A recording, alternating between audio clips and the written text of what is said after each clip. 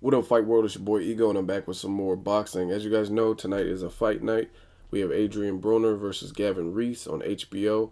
Initially, it was supposed to have on the undercard a co-main event with Jonathan Banks, who stopped Seth Mitchell, and that was supposed to be rematched, but Jonathan Banks got hurt, so I don't know if Golden Boy plans on adding another fight or if it's strictly going to be Gavin Rees and Adrian Broner.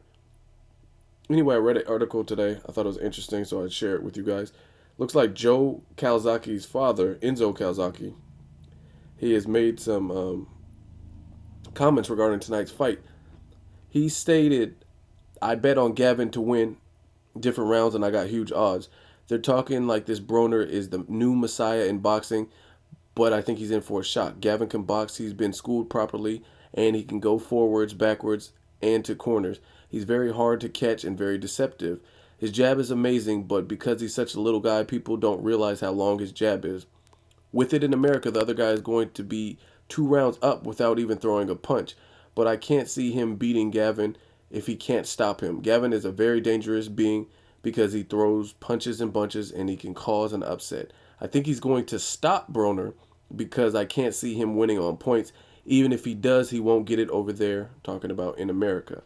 Now, if you guys follow my channel, subscribe and whatnot, you'll know I already did a prediction for this video or for this fight. I have a prediction video. I'll put it in the video responses comment. I don't see Gavin Rees having enough firepower to stop Broner. I don't see it at all. But it's boxing. Anything can happen. I wouldn't be confident like Enzo Calzaghe because, again, Gavin Rees, from my estimations, he has all the disadvantages going into this fight. He's shorter. He has a 7-inch reach disadvantage. Broner's quicker, and I think Broner is more accurate. So I don't see what Gavin Rees can do to actually stop Broner unless he's just that heavy-handed. Broner has a better defense. I really just don't see what Gavin Rees can bring that is going to stop Broner. But Enzo Calzaghe thinks the otherwise, and he put money on Gavin Rees. So we shall see tonight who's right, Enzo Calzaghe or Ego. Again, I'll put my video response. But that also leads me to something else I want to talk about. I feel in the sport of boxing, we have a lot of just different hypocrisies or fans who don't like a certain fighter for whatever reason. And I think they put them on an unmeasurable or impossible scale. It's like you can't even obtain what they're expecting. So I'm going to read you a comment that I received today, and we'll talk about that. So hold on one second so I can pull it up. So regarding Adrian Broner in tonight's fight, I received a comment that said, Broner needs to fight Rios, Matisse, and even Bradley before you can call him the future of boxing. Instead, he is fighting a bum tonight. Talking about Gavin Rees. So my response to a comment like that is, first things first, I don't think that's realistic.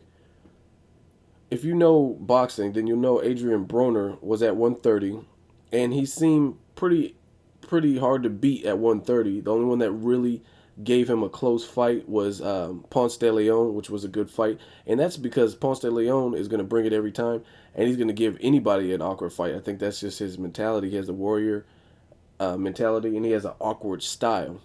So that was probably the closest fight that I recall from Broner. Everything else has been pretty much him chewing these other guys up. Then he moves up to 135 and takes out the top dog, which is Antonio DeMarco, who's on a win streak. He had impressive wins over Jorge Linares, and he had a one-round destruction over a hard-hitting John Molina. And that's the fight he had right before Broner. And Broner dominated him, and he proved that he can fight on the inside. And Antonio DeMarco is a tough customer. He's been in there with the likes of Edwin Villaro, another hard hitter. And that fight was, I think it was stopped, but there was a cut, or his corner stopped it. But Antonio DeMarco has never been TKO'd until Broner. So no matter, he was outclassed, DeMarco was outclassed, no matter any way you slice it. Then after that fight, Broner was trying to get a fight with Ricky Burns, and Ricky Burns was the one that said he wanted to fight Broner, but he didn't have enough time to to prepare or to train for February or some shit like that. So he can't fight Ricky Burns. Now, I'm getting comments on my page like, oh, he needs to fight Matisse and Brandon Rios. I just think that's unrealistic. So first of all, he just now moved up to 135, and now, because some of you guys I feel want to see him lose or see him tested, you want him to instantly move up to 140. Pacquiao didn't even do that. What fighter is really, name the fighter that had one fight at a weight division and then just moved up? Josecito Lopez, and then he lost to Canelo.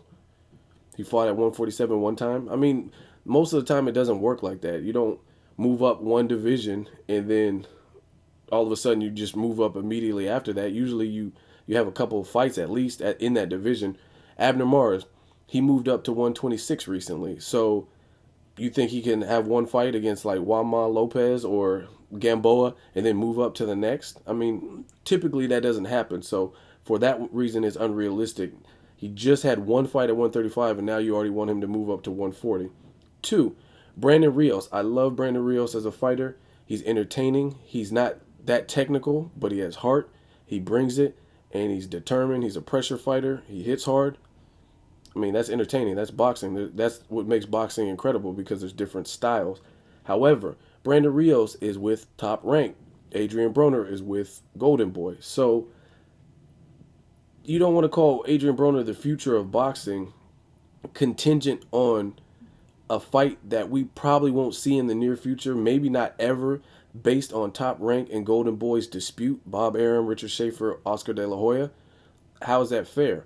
That's like Mayweather versus Pacquiao. Who knows if we'll see it? Abner Mars versus Nonito. Who knows if we'll see it? And that's mainly because of egos, and different promotional companies can't seem to coexist and get along. So Adrian Broner being the future of boxing, like I said, how's that hang in the balance of a fight that we probably won't see, or we might not see until Top Rank and Golden Boy can work like adults together? That's one thing. Lucas Matisse is an excellent fighter. I love Lucas Matisse. I made a prediction video on Mike Dallas. I told you what he was going to do, and he did it. He destroyed Mike Dallas in one round, and that was a vicious knockout. Lucas Matisse, excellent body puncher, patient. He doesn't punch himself out. He hits like a fucking train. I like Lucas Matisse a lot. It would be a good fight, him and Broner. But he doesn't have a title. So it's just like, you just want to see these fights, and like I said, they'd be exciting fights, but it's not even really realistic. Lucas Matisse, actually he does have a title from Lucican and Jose. I think he does have a title, but either way, what I'm saying is, the point is, it's not realistic. It's not realistic. If anything, if Zab Judah and Danny Garcia, I would picture him either rematching Zab Judah if Judah wins, or Danny Garcia if Danny Garcia wins. But to get a guy from a lower weight class and immediately put him up against Lucas Matisse, that makes no sense. Why are the guys like Amir Khan, who's already at 140, not fighting Lucas Matisse?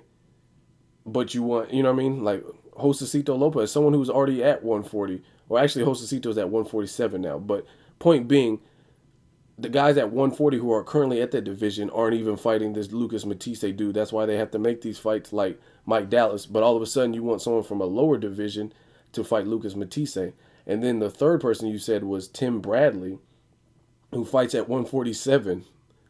So it just seems unrealistic. Like, okay, so he's not the future of boxing until he moves up to 140 and takes out the top people at 140, and he fights at 135 currently. Or he's not the future of boxing until he fights Timothy Bradley, who's a champion, but fights 2 divisions higher than him. Like I said, it's just unrealistic. And the same person that left the comment, I believe, is a Canelo Alvarez fan. Nothing against Canelo. I told you, the only thing that I have a problem with Canelo is his resume.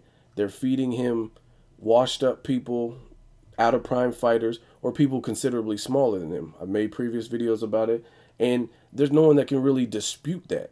They brought him up slow. He's been a fighter since he was 15. He's been a professional fighter, and he has 40 plus fights, and you can't say anybody that he's fought was really in their prime that was equal in size So it's funny to me that people put Broner or fighters that they don't like on these unmeasurable scales. Like, no, he's not the future of boxing, but Canelo is. At least Broner has had his coming out party because Broner fought. He moved up in weight and fought the top dog at that weight class, which was Antonio DeMarco. We've yet to see Canelo fight the top guy at 154. It looks like we're going to see him fight one of the top dogs at 154 on May 4th, but the fight hasn't taken place now. And until it happens, we don't know what will happen. We don't know who's going to win that fight. That's a good fight. It's going to be technique and style and awkwardness versus power, combination punches. So either way, Canelo hasn't had his coming out party. Who's his coming out party? Of almost 41-year-old Shane Mosley, who hadn't won in 4 years. So again, my whole point is be a fan of whoever you're a fan of. I don't care. That's your business. But how can you knock a guy like Broner and saying he needs to fight all these people, and then you're a fan of Canelo, who's not even fighting people in his current division, yet you want Broner to fight people 1 or 2 divisions up from him, and he just now moved to that division, which is 135. And he's tried to make tougher fights.